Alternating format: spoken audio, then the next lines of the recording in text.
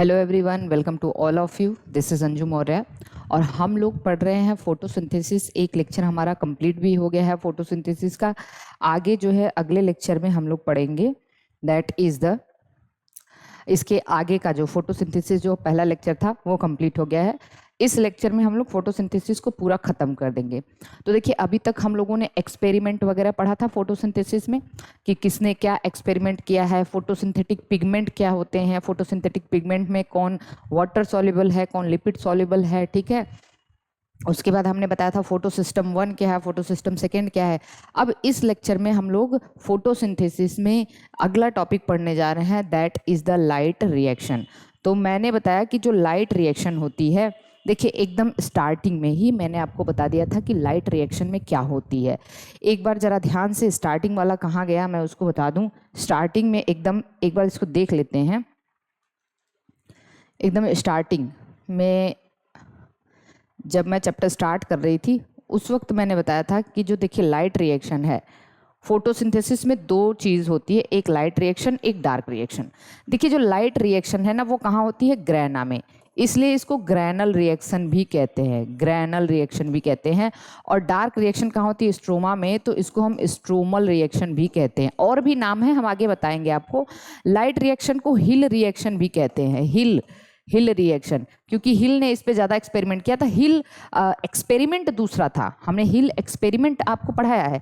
हिल reaction light reaction को कहते हैं, और डार्क को ब्लैकमैन्स रिएक्शन भी कहते हैं। क्या कहते हैं, ब्लैकमैन्स रिएक्शन। और देखिए ब्लैकमैन्स लॉ भी हम लोग पढ़ेंगे। यहाँ पे मैं बता रही हूँ कि ये ब्लैकमैन रिएक्शन है, लॉ अलग चीज़ है, वो हम लोग पढ़ेंगे, ठीक है। इसको हम लोग लाइट रिएक्शन में वाटर की फोटोलाइसिस होती है। वाटर टूटा था फोटो सिस्टम 2 पे, ठीक है। फोटो सिस्टम कहाँ होता है, ये 2 कहाँ होता है, ये भी मैंने आपको बताया था। जब हमने ग्रैना बनाया था तो जो एप्रेस्ड रीजन था, नीचे धसा वाला रीजन था, धसा हुआ, वहाँ पे फोटो सिस्टम 2 होता है। जबकि जो एक्सपोज रीजन होता है, नॉन एप्रेस्ड रीजन, उसमें फोटो सिस्टम 1 था, ठीक है। रिलीज ऑफ ऑक्सीजन होता है, ऑक्सीडेशन ऑफ वाटर होता है, ठीक है, यही चीज़ है वहाँ पे। और formation of ATP and NADPH2, ठीक है, NADPH2 होगा ये, ओके। डार्क रिएक्शन में क्या होता है भाई, डार्क रिएक्शन में यूज ऑफ कार्बन डाइऑक्साइड होता है, मतलब रिडक्शन ऑफ कार्बन डाइऑक्साइड। और जो ATP और NADPH2 लाइट रिएक्शन में बना था उसी का यहाँ पे यूज होता है। और यहाँ पे क्या होता है, फॉर्मेशन ऑफ शुगर। क्या होता है, फॉर्मेशन ऑफ शुगर। तो ये है लाइट रिएक्शन और डार्क रिएक्शन। इतनी चीज़ तो हम लोग ऑलरेडी डिस्कस कर चुके थे।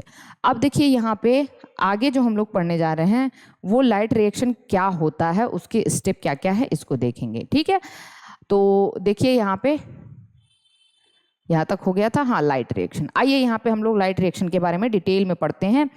लाइट रिएक्शन क्या है, पहली चीज एब्जॉर्प्शन ऑफ लाइट। भाई लाइट रिएक्शन में क्या होता है, एब्जॉर्प्शन ऑफ लाइट। वाटर की स्प्लिटिंग, याद करिए वाटर की स्प्लिटिंग हमने कहा था ये थैलेक्वाइड मेम्ब्रेन है।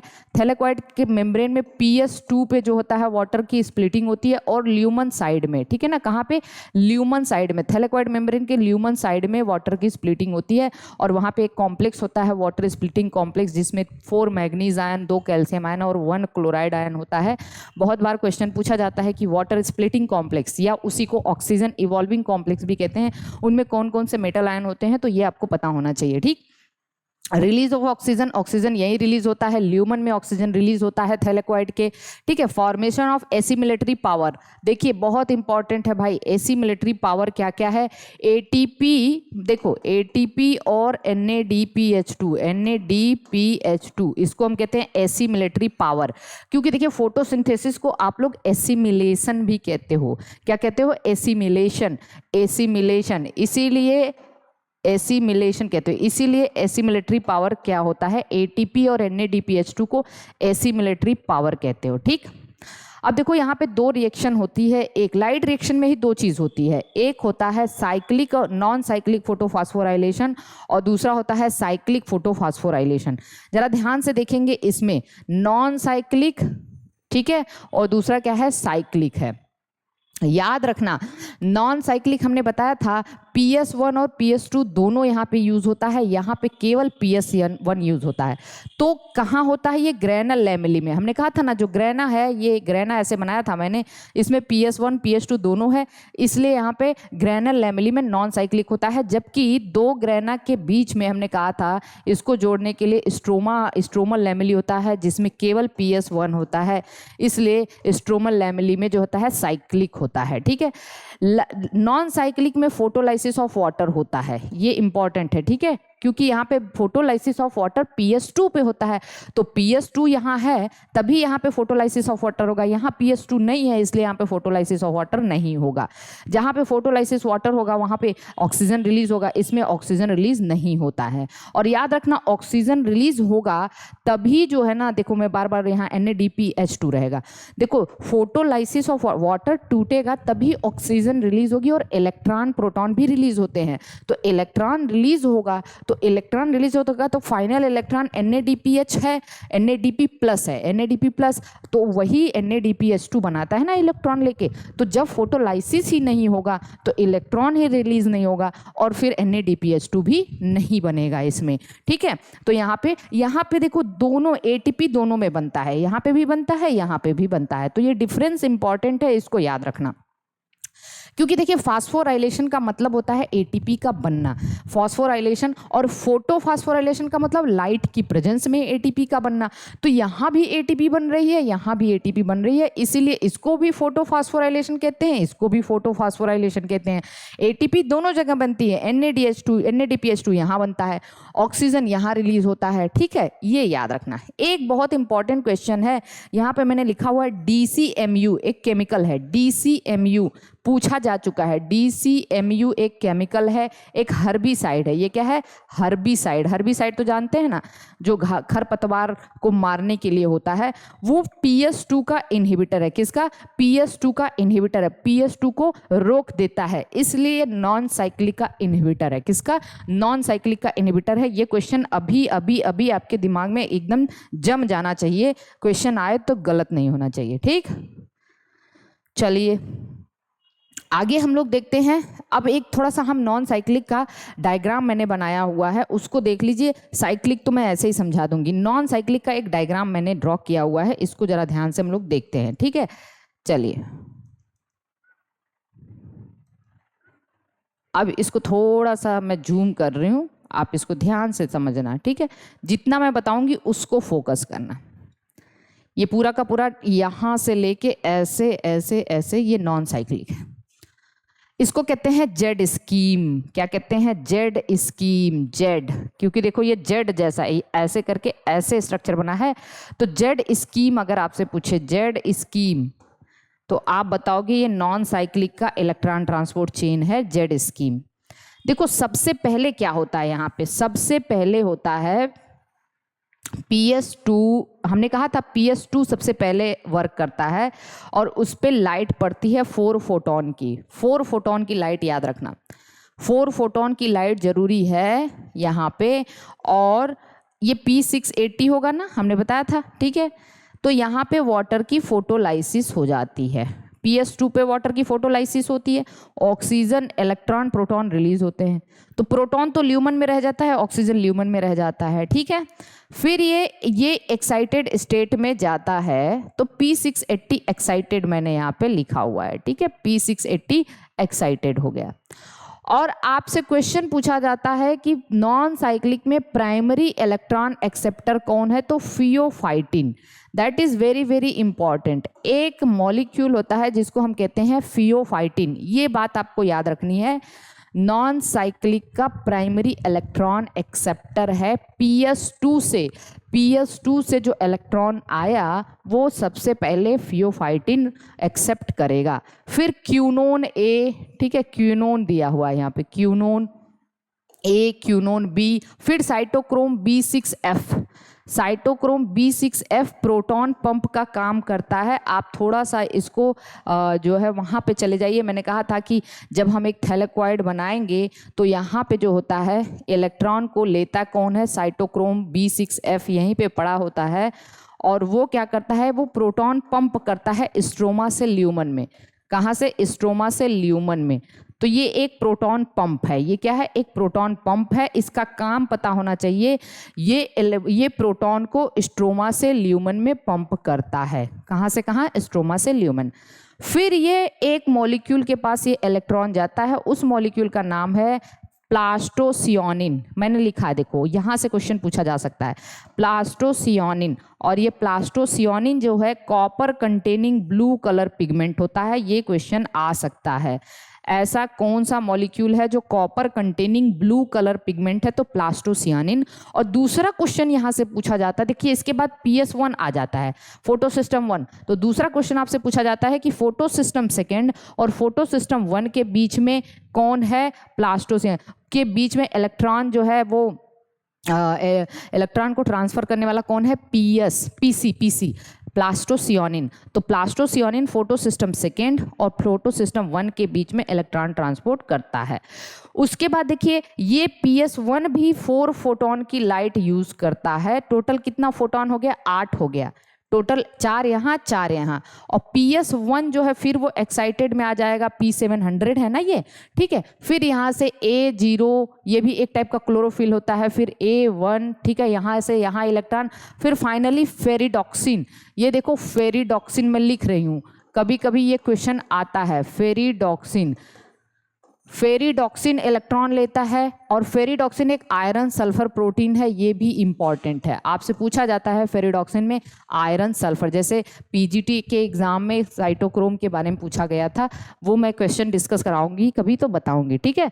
तो देखो ये आयरन सल्फर प्रोटीन है और फाइनली ये इलेक्ट्रॉन NADP+ के पास गया और रिड्यूस होके NADPH2 बना दिया, क्योंकि इलेक्ट्रॉन गेन करना रिडक्शन होता है। ये क्या बना दिया? NADPH2 बना दिया। तो फाइनल इलेक्ट्रॉन एक्सेप्टर कौन है? NADP+ है। कौन है? NADP+। तो ये देखो जेड स्कीम है। क्या है? जेड स्कीम है। यहाँ पे आपको 2-3 चीज़ें याद रखनी होंगी। फोटोलाइसिस कहाँ होता है, प्लास्टोसियानिन क्या है, फेरिडॉक्सिन क्या है, फाइनल इलेक्ट्रॉन एक्सेप्टर क्या है, और फाइनली यहाँ पे क्या क्या बन रहा है। देखो नॉन साइक्लिक इसको क्यों कहते हैं? क्योंकि यहाँ से इलेक्ट्रॉन निकला और यहाँ जाके एक्सेप्ट हुआ, तो ये नॉन साइक्लिक है। लेकिन साइक्लिक में क्या होता है? PS1 से इलेक्ट्रॉन निकलता है और वापस PS1 के पास ही आ जाता है, ठीक है। तो इसीलिए उसको हम साइक्लिक कहते हैं। इसको हमने क्या कहा? नॉन साइक्लिक कहा, ठीक है। यहाँ तक चीज़ क्लियर है। और उसके बाद आपको पता ही है कि ये साइड देखो यहाँ पे प्रोटॉन यहाँ पे रिलीज हुआ है, साइटोक्रोम B6 यह भी प्रोटॉन ल्यूमन में लेके आता है, तो वहाँ पे प्रोटॉन कंसंट्रेशन ज़्यादा हो जाता है और प्रोटॉन की वजह से ही ATP बनता है। तो इस तरीके से लाइट रिएक्शन में ATP और NADPH2 दोनों बनता है, ये याद रखना। और यही ATP और NADPH2 आगे चल के डार्क रिएक्शन में यूज हो जाता है, ठीक है। और इतना बस याद रख लेना कि जो साइक्लिक है, साइक्लिक में NADPH2 नहीं बनता, केवल ATP बनती है और वहाँ पे केवल PS1 इन्वॉल्व होता है, वो स्ट्रोमल लैमेली में होता है, ठीक है। ये चीज़ याद रखना, ठीक। ओके, अब हम चलते हैं क्वांटम यील्ड। ये इंपॉर्टेंट है भाई, क्वांटम यील्ड और क्वांटम रिक्वायरमेंट कई बार क्वेश्चन पूछे जाते हैं ऐसे। क्वांटम यील्ड का मतलब होता है, ध्यान से सुनना मेरी बात को, एक ऑक्सीजन मॉलिक्यूल को इवॉल्व करने के लिए, एक ऑक्सीजन मॉलिक्यूल को इवॉल्व करने के लिए जितने फोटॉन लाइट की जरूरत पड़ती है उसको हम क्वांटम यील्ड कहते हैं। तो देखो हमने देखा एक ऑक्सीजन को इवॉल्व करने के लिए 8 फोटॉन लाइट की जरूरत पड़ी थी, है ना। कितना? 4 PS2 पे और 4 PS1 पे। मैंने कहा था कि 4 PS2 पे यूज होगा। यहाँ पे अभी मैंने बताया था ना भाई, देखिए ये एक बार देख लीजिए, कंफ्यूज नहीं होइए। 4 फोटॉन PS2 पे लगा है और 4 फोटॉन जो है PS1 पे लगा है।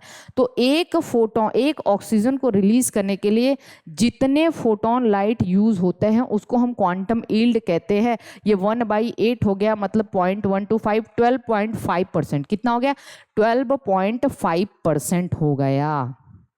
अब बच्चे कंफ्यूज कैसे होते हैं कि क्वांटम रिक्वायरमेंट क्या है। देखिए रिक्वायरमेंट का मतलब एक क्वांटा, मतलब देखो यहाँ पे, हाँ, क्वांटम रिक्वायरमेंट क्या है?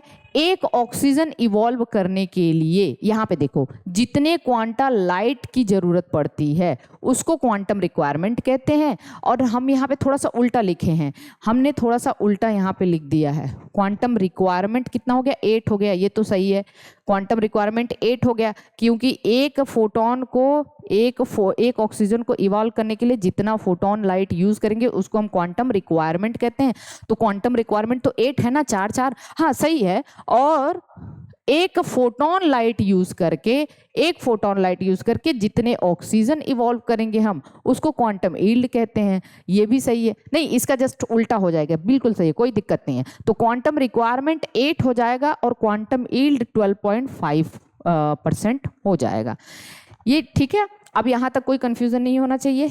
अब चलिए एक जो है एक साइंटिस्ट थे, उन्होंने एक बताया था कि एटीपी कैसे बनती है।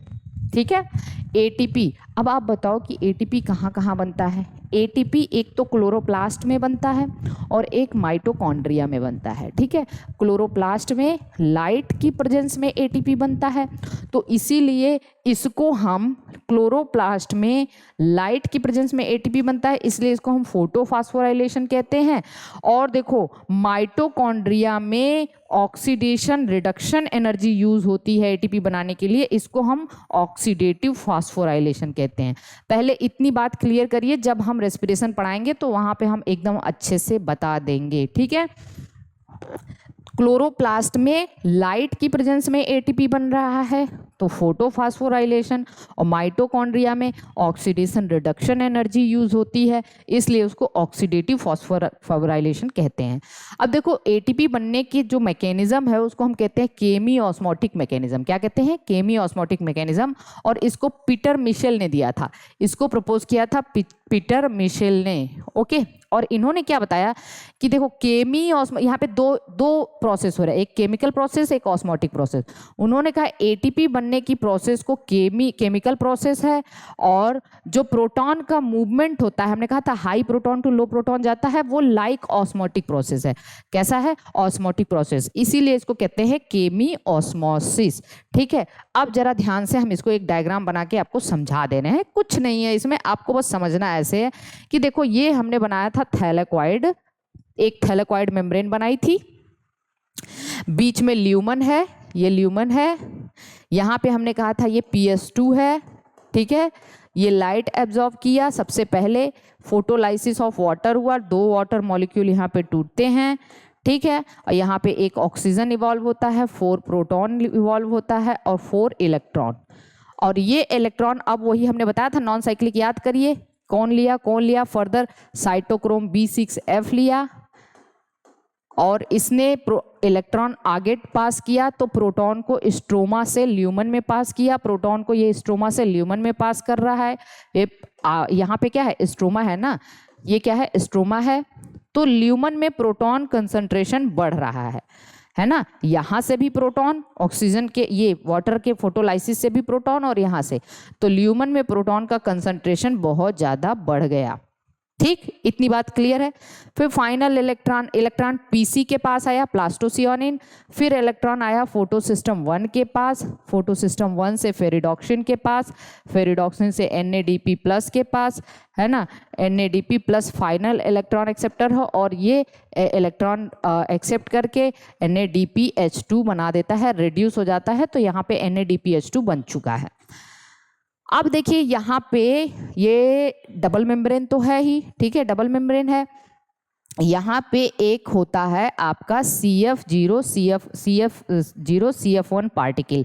जैसे माइटोकॉन्ड्रिया में हम बना दें माइटोकॉन्ड्रिया का ये इनर मेम्ब्रेन है, क्रिस्टी ऐसे थी इनर मेम्ब्रेन की इनफोल्डिंग, और इसके ऊपर पाया जाता था मतलब F0F1 पार्टिकल। वैसे ही क्लोरोप्लास्ट में भी F0F1 पार्टिकल होता है, लेकिन यहाँ पे इसको हम CF0 CF1 कहते हैं ताकि समझ में आए कि ये क्लोरोप्लास्ट वाला है। ठीक है, और और इसका जो हेड है वो स्ट्रोमा की तरफ होता है, और इसका जो ये हम कह सकते हैं इसका ये जो स्टाक है ये मेम्ब्रेन में होता है। ठीक है, ओके। अब याद रखना इसका जो CF1 है इसमें एक एंजाइम होता है ATPase एंजाइम या ATP सिंथेज एंजाइम।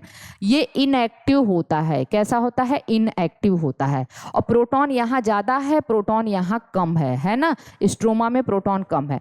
तो किसी भी मॉलिक्यूल की टेंडेंसी क्या होती है, वो अपने हाई कंसंट्रेशन से लो कंसंट्रेशन की तरफ मूव करता है, यही है ना। तो प्रोटॉन यहाँ से यहाँ मूव करेगा। जब प्रोटॉन यहाँ से यहाँ मूव करेगा तो इसका जो ATPase होता है वो पहले इनएक्टिव होता है। कैसा होता है? इनएक्टिव होता है। जैसे ही प्रोटॉन इसको क्रॉस करेगा, हाई टू लो जाएगा, तो वो इसमें कन्फर्मेशनल चेंज कर देगा, और जब कन्फर्मेशनल चेंज हो जाएगा तो ATPase एक्टिव हो जाएगा।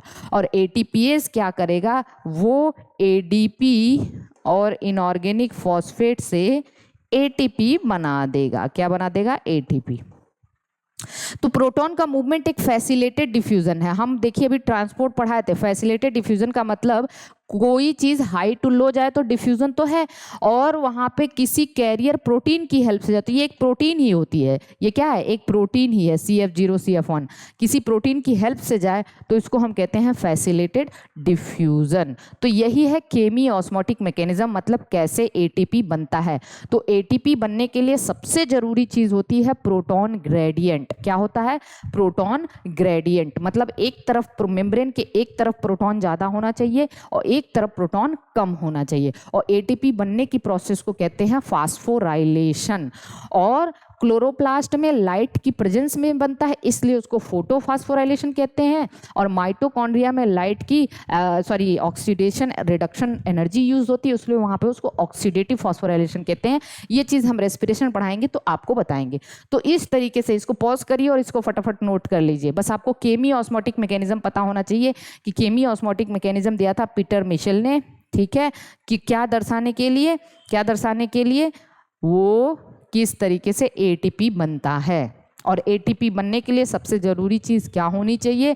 प्रोटॉन ग्रेडियंट होना चाहिए। ठीक। और कभी कभी पूछता है कि केमी ऑस्मोसिस होने के लिए क्या क्या चाहिए, तो पहले तो एक प्रोटॉन पंप होना चाहिए, देखिए, जो प्रोटॉन ग्रेडियंट क्रिएट कर सके। एक मेम्ब्रेन होनी चाहिए और उस मेम्ब्रेन के अक्रॉस प्रोटॉन ग्रेडियंट होना चाहिए, और एक ATP सिंथेज एंजाइम होना चाहिए। इतनी सारी चीज़ें होनी चाहिए केमी ऑस्मोसिस होने के लिए। ठीक है। अब हम आ जाते हैं डार्क रिएक्शन। इसको ध्यान से देखिएगा। जो डार्क रिएक्शन है भाई, अभी अभी हमने कहा था इसको ब्लैकमैन रिएक्शन भी कहते हैं, इसको बायोसिंथेटिक रिएक्शन भी कहते हैं, इसको स्ट्रोमल रिएक्शन कहते हैं। क्योंकि डार्क रिएक्शन जो है ना वो लाइट इंडिपेंडेंट होता है। कैसा होता है? Light independent. मतलब लाइट रहे ना रहे कोई मतलब नहीं है। लाइट नहीं रहेगी तब भी डार्क रिएक्शन होगा, और लाइट रहेगी तब भी हो सकता है। तो ये लाइट पे डिपेंड नहीं करता है, इतनी बात आपको पता होनी चाहिए। अब देखो डार्क लाइट रिएक्शन में क्या क्या हुआ था, रिकॉल करिए। लाइट का यूज हुआ था, फोटोलाइसिस ऑफ वाटर हुआ था, ऑक्सीजन रिलीज हुआ था, ATP और NADPH2 बना था। यहाँ क्या होगा भाई? यहाँ कार्बन डाइऑक्साइड का रिडक्शन होगा, तो क्या होगा? शुगर बनेगा। ठीक है। और इंडिपेंडेंट ऑफ लाइट है, ये प्योरली एंजाइमेटिक प्रोसेस है। ये यूज ऑफ ATP और NADPH2, यहाँ पे ATP और NADPH2 यूज हो जाएगा। कार्बन डाइऑक्साइड का रिडक्शन होता है। देखो हमने कहा था कि फोटोसिंथेसिस ऑक्सीडेशन रिडक्शन दोनों है, रेडॉक्स रिएक्शन है। तो ऑक्सीडेशन मतलब वाटर का ऑक्सीडेशन होता है, और रिडक्शन मतलब कार्बन डाइऑक्साइड का रिडक्शन होता है। ऑक्सीडेशन रिडक्शन मैंने स्टार्टिंग में आपको बताया भी था। तो ऑक्सीडेशन कहाँ होता है? लाइट रिएक्शन में। रिडक्शन कहाँ होता है? डार्क रिएक्शन में। ठीक है। ATP NADPH2 बनता कहाँ है? लाइट रिएक्शन में। यूज कहाँ होता है? डार्क रिएक्शन में। ओके। तो इस तरीके से ये अब हम देखेंगे। डार्क रिएक्शन की सबसे पहली प्रोसेस होती है केल्विन साइकिल। केल्विन साइकिल, देखिए केल्विन साइकिल को C3 साइकिल भी कहते हैं। ओके। मेल्विन केल्विन ने इसको डिस्कवर किया था। रिडक्टिव पेंटोज फॉस्फेट साइकिल भी कहते हैं, discovered by Calvin in chlorella and scenedesmus. ये दोनों ग्रीन एल्गी हैं। क्या है? ग्रीन एल्गी हैं। याद रखना, क्लोरेला और सिनेडेस्मस में इसको जो है डिस्कवर किया था केल्विन ने। अब आपको देखिए बहुत ज़्यादा इस पे पूरा का पूरा स्टेप नहीं पढ़ना, यहाँ पे कुछ इम्पॉर्टेंट बातें ध्यान में रखनी है केल्विन साइकिल के बारे में, और वो ध्यान में रखोगे तो कभी चीज़ें भूलेंगे नहीं। 3 प्रोसेस होती है केल्विन साइकिल में, एक कार्बोक्सिलेशन और एक रिडक्शन और एक रीजनरेशन।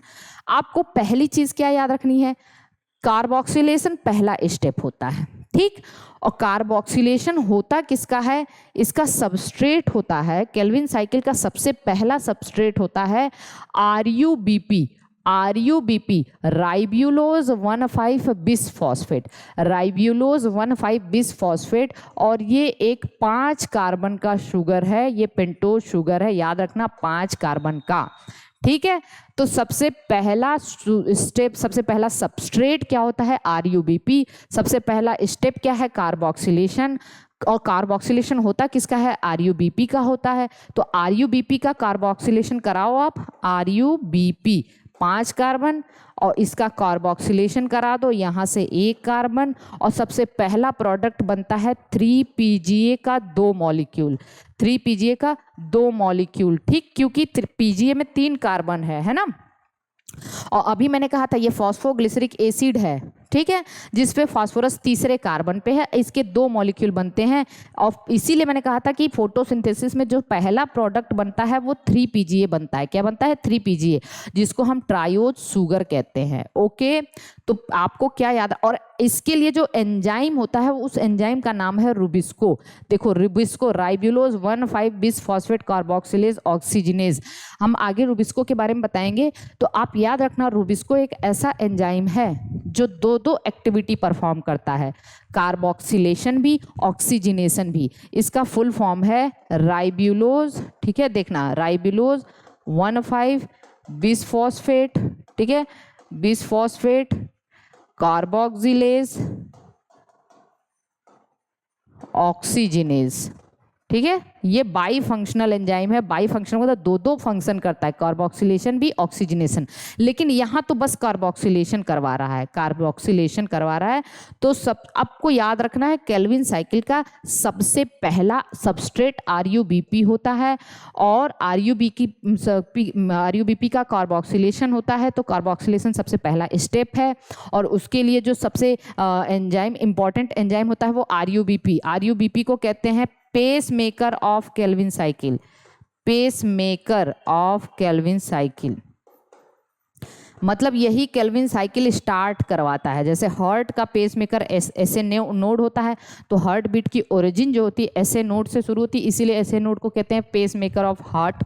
तो इसी तरीके से pace maker of Calvin cycle कौन है, रुबिस्को है। Rubisco most abundant enzyme of whole biosphere, पूरे के पूरे बायोस्फीयर में सबसे ज़्यादा अमाउंट में पाया जाता है रुबिस्को एंजाइम।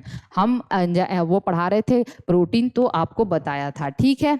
अब चलिए देखिए, और सबसे पहला शुगर क्योंकि 3 कार्बन का बनता है, 3 कार्बन का ट्रायो शुगर, इसीलिए इसको हम केल्विन साइकिल कहते हैं या C3 साइकिल कहते हैं। क्या कहते हैं, सॉरी C3 साइकिल। पहला स्टेबल प्रोडक्ट 3 कार्बन का बनता है, इसीलिए इसको हम C3 साइकिल कहते हैं। यहाँ तक बात आपको समझ में आ जानी। तो पहला सबस्ट्रेट RUBP है, पहला प्रोडक्ट 3PGA है, पहला एंजाइम रुबिस्को है, पहला स्टेप कार्बोक्सिलेशन है, ठीक। चलिए फिर देखना पूरे के पूरे केल्विन साइकिल जब आप पढ़ लोगे, ओके, मेरी बात को ध्यान से सुनना। तो एक कार्बन डाइऑक्साइड यूज करके, जो एक कार्बन डाइऑक्साइड का कार्बोक्सिलेशन या एक कार्बन डाइऑक्साइड के फिक्सेशन के लिए, फिक्सेशन जानते हो ना, फिक्सेशन का मतलब फोटोसिंथेसिस के दौरान जो कार्बन डाइऑक्साइड फिक्स होता है उसी को हम फिक्सेशन कहते हैं। कार्बन डाइऑक्साइड यूज होता है ना, तो एक कार्बन डाइऑक्साइड के फिक्सेशन के लिए 3 ATP और 2 NADPH2 यूज होता है, ठीक है। कितना, 2 NADH2 नॉट NADPH2, हाँ NADPH2, सही NADPH2 होगा, ठीक है। चलिए देखिए मैंने क्या कहा, एक कार्बन डाइऑक्साइड फिक्स करने के लिए 3 ATP और 2 NADPH2, ठीक है, इतना यूज होता है भाई, याद रखना। तो अगर हमें केल्विन साइकिल से ग्लूकोज बनाना हो, एक ग्लूकोज बनाना हो, देखो एक पहले क्या बनता है, एक ट्रायो शुगर बनता है 3PGA, ठीक है, और यही 3PGA के 2 मॉलिक्यूल अगर मिल जाते हैं तो वो ग्लूकोज बना देते हैं। क्या बना देते हैं? ग्लूकोज। तो अगर आपसे पूछा जाए कि केल्विन साइकिल में एक ग्लूकोज बनाना हो तो कितना एटीपी लगेगा, तो क्योंकि ग्लूकोज में 6 कार्बन है तो 6 का गुणा कर दोगे आप। एक कार्बन को फिक्स करने में 3 एटीपी 2 NADPH2, तो 6 कार्बन को फिक्स करने के लिए तो ये केल्विन साइकिल 6 बार करनी पड़ेगी। बात समझ रहे हो ना? क्योंकि केल्विन साइकिल में एक बार में एक ही कार्बन डाइऑक्साइड फिक्स होता है, तो ग्लूकोज बनाने के लिए ये 6 कार्बन डाइऑक्साइड फिक्स करना पड़ेगा, तो 6 बार केल्विन साइकिल होगी। तो वहां पे देखो 18 एटीपी और 12 NADH2 जो है यूज होगा। तो एक ग्लूकोज बनाने के लिए 18 एटीपी और 12 NADPH2 यूज होगा। ये है केल्विन साइकिल, ठीक है, इतना याद होना चाहिए। अगर मान लो उस क्वेश्चन में दे दिया कि एक सुक्रोज बनाना हो भैया, तो सुक्रोज में 12 कार्बन है, तो आप 12 का गुणा कर दोगे इसमें 3 का, तो 36 एटीपी और 24 NADPH2 लग जाएगा, क्योंकि 12 बार केल्विन साइकिल करना पड़ेगा, ठीक है। तो 36 एटीपी और 24 NADPH2 लग जाएगा। तो ये रहा केल्विन साइकिल, ओके। चलिए आगे हम आ जाते हैं C4 पाथवे, जिसको हम हैच एंड स्लैग पाथवे भी कहते हैं। क्या कहते हैं? हैच एंड स्लैग पाथवे भी कहते हैं। अब देखिए जो हैच एंड स्लैग साइंटिस्ट थे, हैच जैसे केल्विन साइंटिस्ट थे, तो हैच एंड स्लैग भी क्या थे? साइंटिस्ट थे। इसको C4 पाथवे क्यों कहते हैं हम आगे बताएंगे।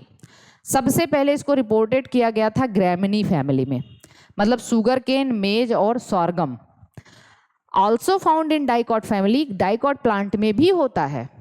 इसकी लीफ एनाटॉमी, C4 प्लांट की जो लीफ होती है उसमें क्रांज एनाटॉमी पाया जाता है या हैलो एनाटॉमी। याद रखना, कभी कभी देखो जैसे PGT एग्जाम में क्या हुआ था, C2 साइकिल सबको पता है, फोटो रेस्पिरेशन सबको पता है, लेकिन PCO साइकिल किसी को नहीं पता है, तो PCO पूछ दिया था, तो बहुत लोगों ने कंफ्यूज हो गए थे। इसी तरीके से क्रांज एनाटॉमी सबको पता है, लेकिन हैलो एनाटॉमी किसी को नहीं पता है। हैलो एनाटॉमी भी इसको कहा जाता है, तो पूछा जा सकता है, ठीक है। जो C4 प्लांट की लीफ होती है उसमें क्रांज एनाटॉमी, याद रखना, क्रांज एनाटॉमी पूछ दिया मतलब C4 प्लांट की लीफ में पाया जाता है। और मैं ऑलरेडी आपको बता चुकी हूँ क्रांज एनाटॉमी के बारे में जब मैं आपको सेल पढ़ा रही थी, क्लोरोप्लास्ट पढ़ा रही थी। देखो क्रांज एनाटॉमी में क्या होता है कि या इसकी लीफ में जो क्लोरोप्लास्ट होता है वो 2 तरीके का होता है। जरा ध्यान से सुनना, क्रांज एनाटॉमी में देखो 2 तरीके की सेल होती हैं, एक मीजोफिल सेल और एक बंडल सीज सेल। जैसे ये लीफ हो गया C4 प्लांट की लीफ, मान लो ये अपर एपिडर्मिस है और ये लोअर एपिडर्मिस है। ध्यान से देखना क्रांज एनाटॉमी क्या है, फिर से देख लो। अब बीच देखो, अपर एपिडर्मिस को एडेक्सियल कहते हैं, एडेक्सियल, और लोअर एपिडर्मिस को एबैक्सियल कहते हैं। क्या कहते हैं? Abaxial, okay. और यहाँ पे जो बीच में वस्कुलर बंडल होता है, जाइलम ऊपर एडेक्सियल की तरफ होता है और फ्लोएम एबैक्सियल की तरफ होता है। अब देखना जो मैं बताने जा रही हूँ वो ये है कि यहाँ पे क्या होता है, यहाँ पे होता ये है कि जाइलम वस्कुलर बंडल के चारों तरफ कुछ थिक लेयर की सेल पाई जाती है, कुछ थिक सेल पाई जाती है जिसमें इंटरसेलुलर स्पेसेस बहुत कम होते हैं, होते ही नहीं है। ये टाइटली बाउंड सेल होती हैं। मेरी बात को सुनते रहना है, सब चीज़ जो है मैं लिख नहीं पाऊंगी, इसलिए मेरी बात को सुनिए। तो एक से कई लेयर की यहाँ पे सेल होती हैं जो वस्कुलर बंडल के चारों तरफ हैं, और इस सेल को हम कहते हैं बंडल शीथ सेल। क्योंकि वस्कुलर बंडल के चारों तरफ हैं इसलिए इसको कहते हैं बंडल शीथ सेल, ठीक है। और दूसरे टाइप का जो नॉर्मल सेल होता है, नॉर्मल सेल तो है ही मीजोफिल सेल, नॉर्मल सेल तो मीजोफिल सेल होता ही। नॉर्मल सेल जो होती है लीफ में मीजोफिल ही होती है, ठीक है। तो देखो 2 तरीके की सेल हो गई यहाँ पे, एक मीजोफिल सेल और एक बंडल शीथ सेल, ठीक है। अब बंडल शीथ सेल तो यहाँ पे क्लोरोप्लास्ट भी 2 तरीके का होगा। और इसको क्रांज एनाटॉमी क्यों कहते हैं? क्योंकि ये एकदम माला जैसे होता है, बंडल वस्कुलर बंडल के चारों तरफ माला के आकार का होता है। क्रांच का मतलब ही होता है माला, wreath, wreath, wreath WRE, wreath मतलब माला, इसीलिए इसको क्रांज एनाटॉमी कहते हैं। अब यहाँ पे क्लोरोप्लास्ट डाइमॉर्फिज्म पाया जाता है। क्लोरोप्लास्ट मतलब मीजोफिल सेल का क्लोरोप्लास्ट तो नॉर्मल होता है, उसमें ग्रेना और स्ट्रोमा दोनों होता है, लेकिन जो बंडल सीज सेल है उसका क्लोरोप्लास्ट में ग्रेना नहीं होता भाई, उसके क्लोरोप्लास्ट में ग्रेना नहीं होता, इसलिए इसको ए ग्रेनल क्लोरोप्लास्ट कहते हैं। आना चाहिए, ए बी से याद कर लो, भूलेगा नहीं, ए ग्रेनल बंडल सीज सेल में होता है, बस इतना याद रख लो, ठीक है। इतनी थिक वॉल होती हैं ये कि यहाँ पे गैसियस एक्सचेंज भी नहीं हो सकता। इसी का रीजन मैं आगे आपको बताऊंगी कि इसका क्या मतलब है, ठीक है। यहाँ तक हो गया, तो देख लीजिए इसको। तो क्रॉन्ज एनाटॉमी C4 प्लांट की लीफ में पाया जाता है। तो आपको मेज दे दिया, सुगर केन दे दिया, सॉर्गम दे दिया और व्हीट दे दिया, पूछा बताओ इसमें से क्रॉन्ज एनाटॉमी किस में नहीं है, तो व्हीट में नहीं होता, मेज सॉर्गम इन सब में होता है, ठीक है। अब देखो चलिए C4 पाथवे देख लेते हैं। C4 पाथवे, अब देखिए एक बात जो मैं कहने जा रही हूं उसको आप लोग बहुत ध्यान से सुनना है। चाहे जैसा प्लांट हो, चाहे C3 प्लांट हो, चाहे C4 प्लांट हो, चाहे कैम प्लांट हो, कोई भी टाइप का प्लांट हो, उसमें फूड बनने वाली प्रोसेस C3 साइकिल ही होती है। तो याद रखिएगा, चाहे C3 प्लांट में भी C3 साइकिल होगा, C4 प्लांट में भी C3 साइकिल होगा, कैम प्लांट में भी C3 साइकिल होगा, मतलब चाहे प्लांट कोई भी हो वहाँ पे C3 साइकिल जरूर होगा, क्योंकि C3 साइकिल से ही फूड बनता है। देखा हमने अभी C3 साइकिल, केल्विन साइकिल होगा ही होगा, क्योंकि मेन जो फूड बनने वाली प्रोसेस होती है केल्विन साइकिल ही होती है। तो C3 प्लांट में केवल C3 साइकिल, C4 प्लांट में C4 साइकिल भी होता है, C3 साइकिल भी होता है, और कैम प्लांट में भी C3 साइकिल होता है, इतना याद रखना, ठीक है। अब चलिए देखिए, C4 पाथवे में दो तरीके की सेल है, एक मेजोफिल सेल पहले है हमने अभी बताया था, और दूसरा बंडल सीज सेल है। देखो सबसे पहला स्टेप यहाँ पे क्या होता है, सबसे पहला ये होता है, याद रखना, यहाँ पे C4 प्लांट में मीजोफिल सेल में स्टोमेटा की हेल्प से, ठीक है, स्टोमेटा यहाँ पे खुला है दिन के टाइम, और कार्बन डाइऑक्साइड आया अंदर। जब कार्बन डाइऑक्साइड अंदर आया तो प्राइमरी कार्बन डाइऑक्साइड एक्सेप्टर, सबसे पहले कार्बन डाइऑक्साइड एक्सेप्ट किया PEP, 3 कार्बन का कंपाउंड है, फॉस्फोइनॉल पाइरुवेट, फॉस्फोइनॉल पाइरुवेट। और वहां पे C3 साइकिल में कौन कार्बन डाइऑक्साइड पहले एक्सेप्ट किया था, RUBP, 5 कार्बन का कंपाउंड, डिफरेंस भी आ सकता है। तो यहाँ पे primary carbon dioxide acceptor 3 carbon का है PEP, वहाँ पे 5 कार्बन का था RUBP, ठीक है। और सबसे यहाँ पे जो एंजाइम होता है इसको हम कहते हैं पेप्केस, जो प्राइमरी कार्बोक्सिलेशन करवा रहा है उसको हम कहते हैं पेप्केस, फॉस्फोइनॉल पाइरुवेट कार्बोक्सिलेज, इसको हम क्या कहते हैं, फॉस्फोइनॉल पाइरुवेट कार्बोक्सिलेज भी कह सकते हैं। तो पहला एंजाइम है ये, और वो 3 कार्बन ये 1 कार्बन ये मिलके ऑक्जेलो एसिटिक एसिड, सबसे पहला स्टेबल कंपाउंड बनता है 4 कार्बन का, इसको कहते हैं C4 एसिड। इसीलिए देखो जो सबसे पहला कार्बन जो स्टेबल कॉम्प्लेक्स है 4 कार्बन का है, इसीलिए इसको हम C4 पाथवे कहते हैं, क्योंकि सबसे पहला कंपाउंड 4 कार्बन का बन रहा है C4 एसिड, ऑक्जेलो एसिटिक एसिड। वहाँ पे 3 PGA बन रहा था 3 कार्बन का, ठीक है, हालांकि 2 मॉलिक्यूल बन रहे थे। अब ऑक्जेलोएसिटिक एसिड या तो मैलिक एसिड में चेंज हो जाता है या एस्पर्टिक एसिड में, ठीक है। मैलिक एसिड को ये भी, इसमें 4 कार्बन है, ये भी 4 कार्बन, तो कभी कभी पूछता है कि ये भी C4 एसिड है, ये भी C4 एसिड है, ये भी है, लेकिन पहले ऑक्जेलोएसिटिक एसिड बनता है, फिर वो या तो मैलिक एसिड में चेंज हो जाएगा या एस्पर्टिक एसिड में। सपोज करो ये मैलिक एसिड, और मैलिक एसिड फिर आ जाता है मीजोफिल सेल से बंडल सीज सेल में। किस में आ जाता है भाई, बंडल सीज सेल में। और बंडल सीज सेल में मैलिक एसिड का डीकार्बोक्सिलेशन होता है, मतलब कार्बन डाइऑक्साइड यहाँ से निकल जाता है, 1 कार्बन चला गया तो पाइरुविक एसिड में चेंज हो गया। पाइरुविक एसिड में 3 कार्बन होता है, ठीक है, कितना, 3 कार्बन, तो 1 कार्बन यहाँ निकल गया, और ये कार्बन जो है वो एंटर कर जाता है C3 साइकिल में। तो देखो अब आप कंफ्यूज मत होना, क्योंकि यहाँ पे रुबिस्को एंजाइम होता है। कौन सा एंजाइम होता है, rubisco, very very important. Rubisco enzyme bundle sheath cell में होता है, जबकि पेप्केस एंजाइम जो है मीजोफिल सेल में होता है। और जब रूबिस्को एंजाइम जहां होगा और कार्बन डाइऑक्साइड उसको मिलेगा तो वो C3 साइकिल ही तो करवाएगा, RUBP, और C3 साइकिल का सारा स्टेप यहाँ होगा। तो यहाँ पे देखो C3 साइकिल हुआ तो यहाँ शुगर बन जाएगा।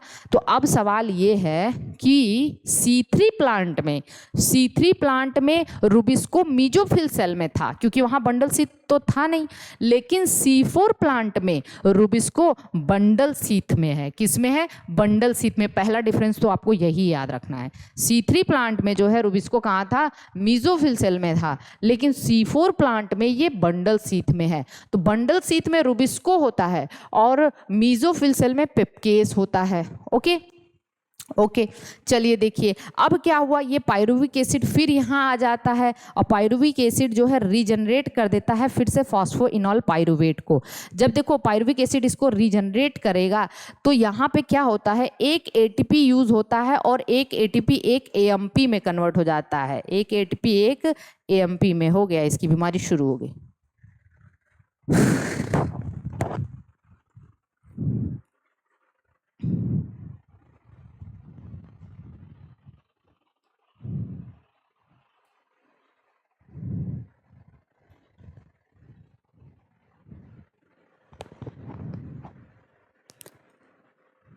तो देखिए कुछ चीज़ें आपको एकदम भूलनी नहीं है, ये आपको याद रखना है। रूबिस्को जो है यहाँ पे C4 प्लांट में बंडल शीथ सेल में है, जबकि C3 प्लांट में वो मीजोफिल सेल में था। इतनी बात आपको याद रखनी है, ठीक है।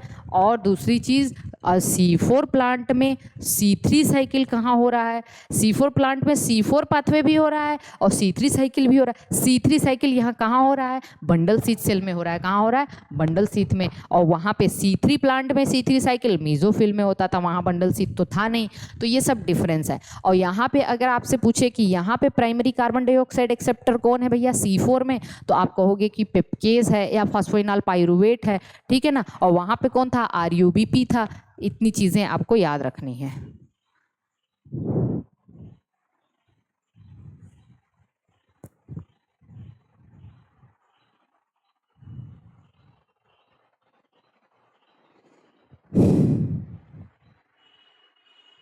यहीं पे थे ना हम लोग?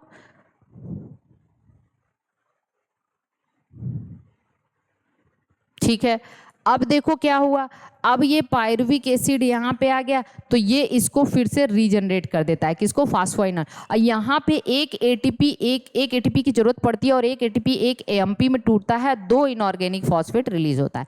एक बात बताना है आपको कि जब एक ATP एक ADP में चेंज होता है तो हम लोग कहते हैं एक ATP यूज हुआ है, लेकिन अगर एक ATP एक AMP में चेंज हो जाएगा, एडेनोसिन मोनो, ये डाइफॉस्फेट था, ये ट्राइफॉस्फेट है, ट्राइफॉस्फेट से डाइफॉस्फेट में यूज हुआ तो हमने कहा कि यहाँ पे एक ATP यूज होता है, लेकिन अगर ट्राइफॉस्फेट से मोनो तो हम कहेंगे 2 ATP यूज हुआ है। कितना? 2 ATP यूज हुआ है, याद रखना, ठीक है ना, बहुत इंपॉर्टेंट है। तो अब देखो क्या पूछा जाता है। अब क्या पूछा जाता है, पहले हम लोग ये डिफरेंस देख लेते हैं, ठीक है, डिफरेंस देख लेते हैं। चलिए देखिए, मीजोफिल सेल में पेप्केस है ना, पेप्केस है, और बंडल शीथ सेल में रूबिस्को है। नोट करके मैंने लिखा है, in C3 plant rubisco present in mesophyll cell, ठीक है, बट C4 प्लांट में बंडल शीथ सेल में। C3 प्लांट का थोड़ा सा हम देख लेते हैं, C3 प्लांट में क्या हुआ था। C3 प्लांट में देखो, एक कार्बन डाइऑक्साइड का फिक्सेशन करने के लिए, ठीक है, 3 ATP और 2 NADPH2 लग रहा था, ठीक है। तो एक ग्लूकोज बनाने के लिए 18 ATP और इतना NADPH2 लगता था, 12 NADPH2। लेकिन C4 प्लांट में देखो, C4 प्लांट में मीजोफिल में 2 ATP लग गया। अभी बताया था, जब पायरुविक एसिड, यहाँ पे देखना जरा, जब पायरुविक एसिड इसमें चेंज हुआ था फास्फोइनॉल पायरुवेट में, पायरुविक एसिड जब फास्फोइनॉल पायरुवेट में चेंज हुआ तो यहाँ पे 2 ATP लगा, क्योंकि एक ATP AMP में टूटा है। तो क्या हुआ है, मैंने कहा कि देखो C4 प्लांट में मीजोफिल सेल में 2 ATP लगा और बंडल शीथ सेल में पूरा का पूरा केल्विन साइकिल हो रहा है, तो 3 ATP और 2 NADPH2 लगेगा, यही है ना। क्योंकि बंडल शीट में पूरा केल्विन साइकिल हो रहा है, तो केल्विन साइकिल में एक कार्बन डाइऑक्साइड पे 3 एटीपी और 2 NADPH2 लगता था। तो यहाँ पे टोटल, यहाँ पे एक कार्बन डाइऑक्साइड फिक्स करने के लिए टोटल 5 एटीपी लगेंगे, 3 यहाँ वाला 2 यहाँ वाला और 2 NADPH2 लगेगा। PHP लगा देना, ठीक है। मैं रात में नींद में लिख रही थी, शायद मैंने गलती कर दी है, ठीक है। तो यहाँ पे देखना, यहाँ पे अब यहाँ पे एक ग्लूकोज बनाओगे तो 30 एटीपी और 12 NADPH2, क्योंकि 5 का 6 में गुणा कर दो, ग्लूकोज में 6 कार्बन है, ठीक है ना। ग्लूकोज में 6 कार्बन है, एक कार्बन के लिए 5 और 2 NADPH2, तो 6 कार्बन के लिए 30 और 12 NADPH2 लगेगा, ठीक है ना। तो कभी कभी आपसे पूछता है कि C3 प्लांट में ग्लूकोज बनाने के लिए कितना एटीपी चाहिए, तो आपको हो गया 18 एटीपी 12 NADPH2। और C4 प्लांट में 30 एटीपी और कितना NADPH2 सेम ही रहेगा, 12 ही रहेगा। तो देखो इतनी बातें आपको याद होनी चाहिए, ओके। ये चार्ट आपको याद होना चाहिए। तो ये रही C4 की कहानी। अब हम आते हैं फोटो रेस्पिरेशन। फोटो रेस्पिरेशन देख लेते हैं। फोटो रेस्पिरेशन क्या है, पहले देखो। पहली बात तो याद रखना कि ये केवल C3 प्लांट में होता है, C4 प्लांट में नहीं होता। और फोटो रेस्पिरेशन के लिए क्लोरोप्लास्ट और पेरोक्सिसोम और माइटोकॉन्ड्रिया 3 सेल ऑर्गेनेल्स यूज होता है। सीक्वेंस भी यही याद रखना, पहले क्लोरोप्लास्ट, फिर पेरोक्सिसोम और फिर माइटोकॉन्ड्रिया। 3 सेल ऑर्गेनेल्स में होता है ये, और तीनों का सीक्वेंस यही है, CPM, ठीक है ना, CPM। और मैंने शायद यहाँ पे वारबर्ग इफेक्ट नहीं बताया है क्या? हाँ, मैं बता दे रही हूँ। एक इफेक्ट है वारबर्ग, नहीं मैंने लिखा तो था वारबर्ग इफेक्ट, रुकिए देखते हैं।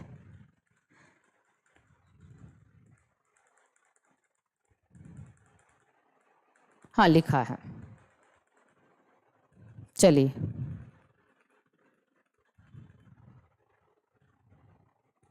चलिए मैं यहाँ पे बता दे रही हूँ वारबर्ग इफेक्ट।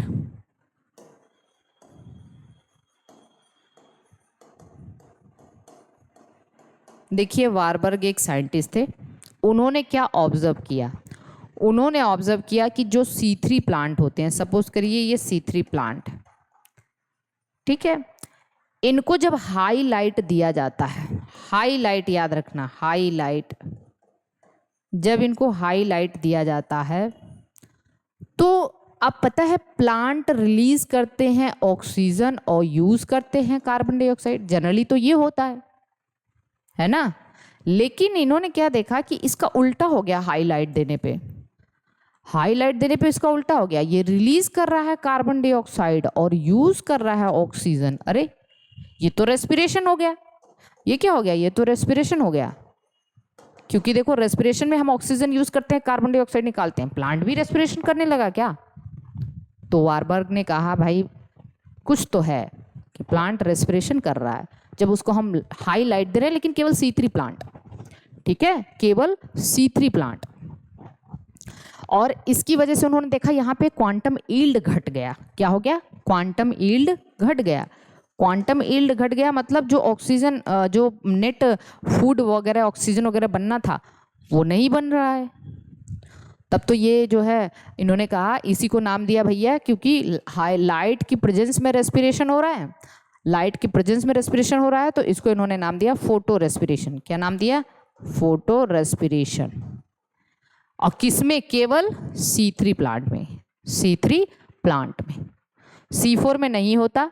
क्यों नहीं होता मैं आगे बताऊंगी। चलिए आगे चलें। अब देखिए हमने लिखा है फोटो रेस्पिरेशन के बारे में कि ये केवल C3 में होता है, C4 में नहीं होता है, और 3 सेल ऑर्गेनेल का यही सीक्वेंस है, एकदम ऐसे ही याद रख लेना, ठीक है। और फोटो रेस्पिरेशन एक वेस्टफुल प्रोसेस है, बकवास प्रोसेस है, क्योंकि यहाँ पे न तो शुगर बनता है, न तो ऑक्सीजन रिलीज होता है, न ही ATP और NADPH2 बनता है, कुछ नहीं बनता। मतलब ये एकदम बकवास प्रोसेस है। This is the wasteful process. तो फोटो रेस्पिरेशन के बारे में आपको इतना बात पता होना चाहिए। अब हमने एक चीज़ आपको लिखा है यहाँ पे, डिफरेंस कर दो भाई C3 और C4 प्लांट में, प्लीज़ आप लोग बता देना, डिफरेंस कर देना C3 और C4 प्लांट। तो मैं बोल दे रही हूँ, आप खुद डिफरेंस कर लेना, मैं बस बता दे रही हूँ। C3 प्लांट जो है मोस्ट ऑफ प्लांट C3 होते हैं, ठीक है। क्रांच एनाटॉमी C4 में पाया जाता है। C3 में केवल मीजोफिल सेल है, C4 में मीजोफिल बंडल सेल दोनों है।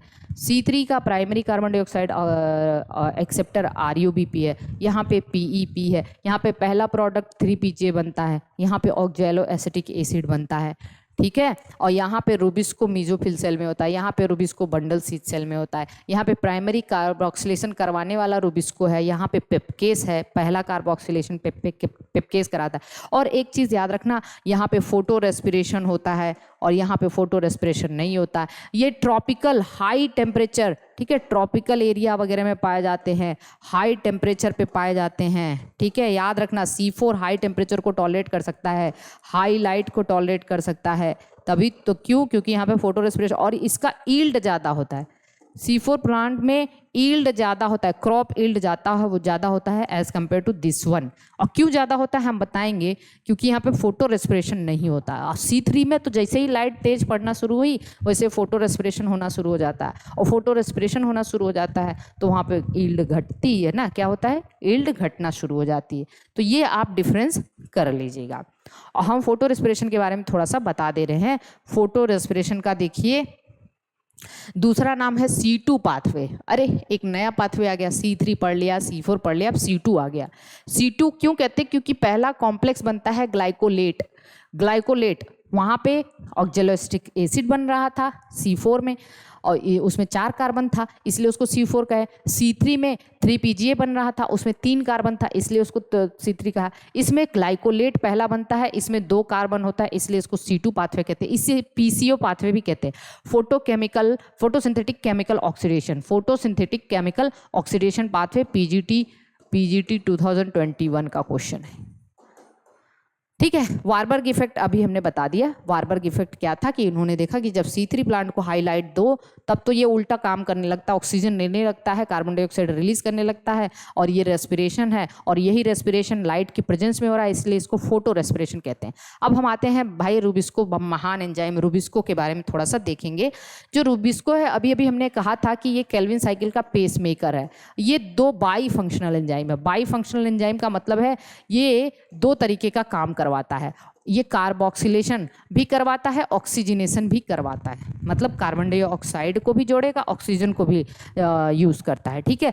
अब डिपेंड करता है कि जब कार्बन डाइऑक्साइड ज़्यादा होता है ऑक्सीजन से तब ये कार्बोक्सिलेशन करवाता है, और जो ऑक्सीजन ज़्यादा होता है कार्बन डाइऑक्साइड से तो ये ऑक्सीजनेशन करवाता है। और जब कार्बोक्सिलेशन करवाता है तो C3 साइकिल होती है, जब ऑक्सीजनेशन करवाता है तो C2 साइकिल होता है।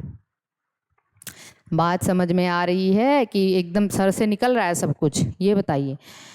हाँ एकदम सही से समझना। It is the relative concentration of carbon dioxide and oxygen will decide कि रूबिस्को क्या करवाएगा। जो ज़्यादा रहेगा वही एक्टिविटी वो करवाएगा। तो चाहे C3 साइकिल हो चाहे C2 साइकिल हो, रूबिस्को ही जो है वो करवाता है ऑक्सीजनेशन या फिर कार्बोक्सिलेशन। अब एक बार में तो सब कुछ पढ़ने पे एकदम धस नहीं जाएगा दिमाग में, ठीक है। आप लोग रिवीजन कर रहे हो तो थोड़ा सा पढ़ना, 1 से 2 बार कम से कम पढ़ना, चीज़ें आ जाएंगी। और थोड़ा टाइम दोगे ना, और आपको तो मैंने कह भी दिया है कि कम से कम आपको 10 घंटे पढ़ाई करनी पड़ेगी। अगर आप जैसे एग्ज़ाम लिखने जा रहे हो तो कम से कम 10 घंटे पढ़ाई करो। और जैसे 2 वीडियो हम डालते हैं 2 घंटा हुआ तो कम से कम उसे 4 घंटा दो आप, ठीक है ना, 4 घंटे दो। उसके बाद अपना प्रैक्टिस वगैरह सॉल्व करो। आप कोई भी MCQ उठाओ और सॉल्व करना शुरू कर दो। जितना मैंने पढ़ाया उससे आप सॉल्व करना शुरू कर दो, ठीक है। चलिए देखिए, और अगर देखिए कार्बोक्सिलेशन करवा रहा है रूबिस्को तो सबस्ट्रेट दोनों का RUBP ही होगा, ठीक है, RUBP। तो यहाँ पे 3PGA बनता है, हमने अभी C3 में देखा था। और यहाँ पे ऑक्सीजनेशन करवाएगा तो यहाँ पे 5 कार्बन है RUBP में, और एक मॉलिक्यूल 2PG का बनता है, एक मॉलिक्यूल 3PGA का बनता है। 2PG मतलब 2 फॉस्फोग्लाइकोट, इसमें 2 कार्बन है और इसमें जो है 3 कार्बन है। तो यहाँ पे RUBP में 5 कार्बन है, ठीक है, 5 कार्बन है। ऑक्सीजन में कोई कार्बन है नहीं तो ये 2 कार्बन का, ये 3 कार्बन का। तो याद रखना अगर कार्बोक्सिलेशन हो रहा है तो RUBP में 5 कार्बन है, एक कार्बन डाइऑक्साइड में 1 कार्बन है ना। तो 3PGA का 2 मॉलिक्यूल बनता है, यही बनता है ना केल्विन साइकिल में, क्योंकि यहाँ पे 3 कार्बन है तो 6 हो गया, ये 3 PGA का। लेकिन जब फोटो रेस्पिरेशन होता है, C2 साइकिल होता है, तो RUBP ऑक्सीजन यूज करता है, ठीक है, और ऑक्सीजन यूज करेगा तो यहाँ 5 कार्बन होगा, तो 1 PGA भी बनता है। 3 PGA का एक मॉलिक्यूल बनता है और एक 2 PG, तो 3 PGA तो हम केल्विन में देख चुके हैं। एक नया मॉलिक्यूल बन रहा है 2 कार्बन का, इसीलिए इसको हम फॉस्फोग्लाइकोट इसका नाम है, इसीलिए इसको हम ग्लाइकोलेट पाथवे भी कहते हैं। क्या कहते हैं? ग्लाइकोलेट पाथवे भी कहते हैं। तो ये रहा हमारा पूरा का पूरा फोटो रेस्पिरेशन। और एक आखिरी चीज है कैम पाथवे। क्या है? कैम पाथवे आपको पता होना चाहिए, कैम प्लांट में होता है। इसको कहते हैं क्रेजुलेशन एसिड मेटाबॉलिज्म। क्यों कहते हैं हम आपको बताएंगे। ये सबसे पहले रिपोर्ट किया गया था ब्रायोफिल्लम में, क्रेजुलेसी फैमिली का है ब्रायोफिल्लम, क्रेजुलेसी फैमिली का है ब्रायोफिल्लम, इसीलिए इसको क्रेजुलेशन कहते हैं। और इसको एसिड मेटाबॉलिज्म क्यों कहते हैं ये भी मैं आपको बताऊंगी। ये जितने भी जीरोफाइटिक प्लांट होते हैं जो मरुस्थलीय एरिया में रहते हैं, जिनको हम सक्यूलेंट प्लांट कहते हैं। सक्यूलेंट जानते हो क्यों कहते हैं? क्योंकि अपने लीफ में या रूट में या स्टेम में ये वाटर स्टोर किए रहते हैं, ठीक है। मैंने बताया था कोलियोराइजी और वो काइलोराइजी मतलब जो रूट सक्यूलेंट होते हैं, और बहुत सारी चीज़ें हमने आपको बताई थी, रूट सक्यूलेंट, लीफ सक्यूलेंट, जब मैं पेपर सॉल्व करा रही थी, ठीक है। और क्या होता है, दैट इज़ द नेक्स्ट होता है आपका stem succulent. Stem succulent opuntia euphorbia होता है। रूट सक्यूलेंट और लीफ सक्यूलेंट कौन होता है? लीफ सक्यूलेंट आपका एलोए वगैरह होता है। तो इस तरीके से जो है ना, मैंने क्वेश्चन सॉल्व कराते हुए आपको बताया था, तो ये चीज़ आप याद रखना। तो सक्यूलेंट प्लांट जनरली मरुस्थलीय पौधे होते हैं, जैसे एलो हो गया, अपुंसिया हो गया, उसके बाद यूफोर्बिया हो गया। तो देखिए इसमें कैम प्लांट में क्या होता है, और कैम प्लांट में एक चीज़ तो आपको पता ही होगा, कोई स्टोमेटा यहाँ पे स्कोटो एक्टिव होते हैं। कैसे होते हैं? Scoto active. स्कोटो एक्टिव का मतलब रात में खुलने वाले स्टोमेटा, दिन में नहीं खुलते हैं। दिन में इसीलिए नहीं खुलते हैं कि मरुस्थल में तो वैसे भी पानी की कमी है, और स्टोमेटा दिन में खुलने लग जाएंगे तो भैया पानी तो पूरा लॉस हो जाएगा, इसीलिए स्टोमेटा वहाँ पे रात में खुलते हैं। ये बात आपको पता होनी चाहिए, ठीक है ना। अब देखिए क्या होता है, रात के टाइम देखो यहाँ पे स्टोमेटा खुलता है। जब रात के टाइम स्टोमेटा खुलता है, मैंने डार्क लिखा हुआ है, तो कार्बन डाइऑक्साइड अंदर आता है और पीईपी से रिएक्ट करके ऑक्जेलो एस्टेट बनाता है, फिर ये मैलिक एसिड बनता है, और मैलिक एसिड जाके प्लांट के वैक्यूल में स्टोर हो जाता है रात के टाइम। तो रात के टाइम एसिड स्टोर हो रहा है, तो इसको हम कहते हैं डार्क एसिडिफिकेशन। इस प्रोसेस को हम कहते हैं डार्क एसिडिफिकेशन। कई बार क्वेश्चन में आ चुका है डार्क एसिडिफिकेशन, तो आपसे पूछा जाता है एसिडिफिकेशन कब होता है? डार्क में है, तो इसको हम कहते हैं डार्क एसिडिफिकेशन। और जब दिन का टाइम आता है, और दिन का टाइम आता है तो मैलिक एसिड यहाँ से निकलना शुरू करता है, क्योंकि दिन में तो स्टोमेटा बंद हो जाते हैं, रात में स्टोमेटा खुलते हैं, और फिर मैलिक एसिड जब यहाँ से निकलना शुरू होता है वैक्यूल से धीरे धीरे, और वो जाके फिर पायरुविक एसिड बनाता है, और पायरुविक एसिड बनाता है तो यहाँ पे कार्बन डाइऑक्साइड रिलीज होता है। कार्बन डाइऑक्साइड जब रिलीज होता है तो यही चला जाता है C3 साइकिल में, C3 साइकिल में, ठीक है ना। तो यहाँ पे C3 साइकिल से फूड बनेगा। हमने अभी भी कहा था, चाहे प्लांट कोई भी हो, कैम प्लांट हो, ठीक है, चाहे C4 प्लांट हो, चाहे C3 प्लांट हो, सब में C3 साइकिल होना ही होना है, ओके। तो अब देखो यहाँ पे फूड बनता है, तो फूड बनने वाली जो प्रोसेस यहाँ पे, ये लाइट के समय, दिन के समय डी एसिडिफिकेशन, क्योंकि एसिड यहाँ से निकल रहा है मैलिक एसिड, तो इसको कहते हैं लाइट डी एसिडिफिकेशन। क्या कहते हैं भाई? Light D acidification. तो डार्क एसिडिफिकेशन, एसिडिफिकेशन की प्रोसेस डार्क में होती है, और डी एसिडिफिकेशन की प्रोसेस जो है लाइट में होती है, क्योंकि ये पूरा का पूरा एसिड का मेटाबॉलिज्म है, इसीलिए इसको एसिड मेटाबॉलिज्म कहते हैं। और सबसे पहले क्रेजुलेसी फैमिली में देखा गया था, इसीलिए इसका पूरा नाम है क्रेजुलेसियन एसिड मेटाबॉलिज्म, क्योंकि एक बार एसिड स्टोर हो रहा है, एक बार एसिड रिलीज हो रहा है, तो ये पूरा का पूरा एसिड मेटाबॉलिज्म है, और क्रेजुलेसी फैमिली में सबसे पहले देखा गया था, इसीलिए इसको हम कहते हैं कैम। कैम मतलब क्रेजुलेशन एसिड मेटाबॉलिज्म। और अब आपसे पूछेगा कि बताओ भाई कैम प्लांट में फूड कहाँ बन रहा है, कब बन रहा है? तो आप कहोगे कैम प्लांट में फूड दिन के समय बन रहा है, लाइट के समय बन रहा है ना। C3 साइकिल कहाँ हो रही है? लाइट के समय हो रही है, दिन के समय हो रही है। तो ये सब कुछ खत्म है। एक और लॉ है, याद रखना, एक और लॉ है Blackman's law of limiting factor. Blackman law of limiting factor ये कहता है कि अगर कोई process, if any chemical reaction, ठीक है, ध्यान से समझना, if any chemical reaction is controlled by more than one factor या is affected by लिख सकते हो, is affected by more than one factor, then the rate of reaction will be determined by, पहले मैं जो लिख रही हूँ उसको ध्यान से देखना, will be determined by factor which is present in lowest amount. अरे इतना बड़ा डेफिनेशन, अब आप कहोगे कुछ समझ नहीं आ रहा है, मैं समझाती हूँ। इन्होंने कहा कि जब कोई केमिकल प्रोसेस एक से ज़्यादा फैक्टर के द्वारा अफेक्ट होती है तो उस प्रोसेस का रेट जो डिटरमाइन करेगा वो फैक्टर करेगा जो सबसे कम अमाउंट में प्रेजेंट होगा, जो सबसे कम अमाउंट में प्रेजेंट होगा। इसका मतलब यही है कि जैसे मान लो आपने एक ग्रीन लीफ ले लिया, अच्छा खासा पौधा ले लिया, आपने उसको प्रॉपर जो है कार्बन डाइऑक्साइड दिया, प्रॉपर जो है वाटर दिया, सब कुछ दिया, ठीक, क्लोरोफिल भी प्रॉपर दे दिया, ठीक है, आप मान लिया अभी कार्बन डाइऑक्साइड दिया, वाटर दिया, सब कुछ दिया, ओके, लाइट भी प्रॉपर दे दिया, लेकिन आपने इसे क्लोरोफिल बहुत कम दे दिया, तो ये प्रोसेस फोटोसिंथेसिस रुक नहीं जाएगा, फोटोसिंथेसिस रुक जाएगा ना। क्यों? क्योंकि ये प्रोसेस जो है एक से ज़्यादा फैक्टर के द्वारा कंट्रोल हो रहा है, और इसका रेट कौन डिटरमाइन कर देगा? जो सबसे कम अमाउंट में प्रेजेंट होगा। तो क्लोरोफिल सबसे कम अमाउंट में तो फोटोसिंथेसिस होने ही नहीं देगा। सेम वही है, आप लाइट कम दो, वाटर कम दो, कार्बन डाइऑक्साइड कम दो, तब जो सबसे कम होगा वही उस रेट को डिटरमाइन करने जा रहा है। तो इसको कहते हैं ब्लैकमैन्स लॉ ऑफ लिमिटिंग फैक्टर, ठीक है। अब बहुत सारी चीज़ें और भी यहाँ पे पूछी जाती हैं, लेकिन आपको बस एक और चीज़ याद रखना है, carbon dioxide compensation point. Carbon dioxide compensation point, अब इससे एक क्वेश्चन ऐसा आता है, वो बता दे रही हूँ।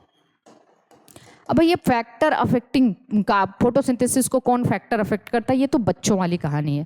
मतलब लाइट अफेक्ट करता है, टेम्परेचर अफेक्ट करता है, विंड अफेक्ट करता है, लीफ नई होगी कि पुरानी होगी, उसमें स्टोमेटा कितने होंगे, उसमें पहले से स्टोर फूड कितना है, ये सब डिटरमाइन करता है, वाटर कितना है, ये सब फोटोसिंथेसिस को डिटरमाइन करते हैं, ठीक है, उसके रेट को डिटरमाइन करते हैं।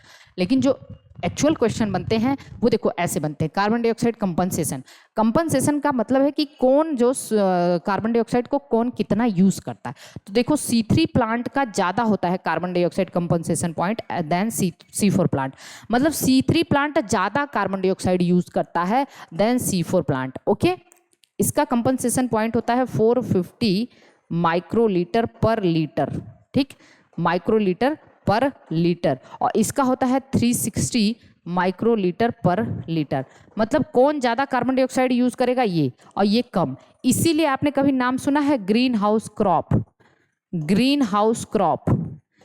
House crop generally C3 plant होते हैं, जनरली C3 प्लांट, क्योंकि ग्रीन हाउस इफेक्ट के द्वारा जो क्रॉप बनाया जाएगा तो वहाँ पे कार्बन डाइऑक्साइड ज़्यादा होता है ना, ग्रीन हाउस में कार्बन डाइऑक्साइड ज़्यादा होता है, तो ये C3 प्लांट वहाँ पे अच्छे से ग्रो कर पाएगा क्योंकि इसका कार्बन डाइऑक्साइड कंपनसेशन पॉइंट ज़्यादा होता है। और ये जनरली टोमेटो, ठीक है, ग्रीन हाउस क्रॉप क्या होते हैं, टोमेटो होता है, बेल पेपर होता है, ठीक है, ये सब होते हैं। तो याद रख लेना, ग्रीन हाउस क्रॉप जनरली कौन होते हैं, C3 प्लांट होते हैं। C3 प्लांट का कार्बन डाइऑक्साइड कंपनसेशन पॉइंट बहुत ज़्यादा होता है देन द C4 प्लांट। तो this is all about the photosynthesis. आप एकदम अच्छे से पढ़िए, एक बार दो बार वीडियो को अच्छे से देखिए, सारा का सारा पॉइंट मैंने कवर किया हुआ है। All the best. कोई भी प्रॉब्लम है, दिक्कत है तो पूछ लीजिए।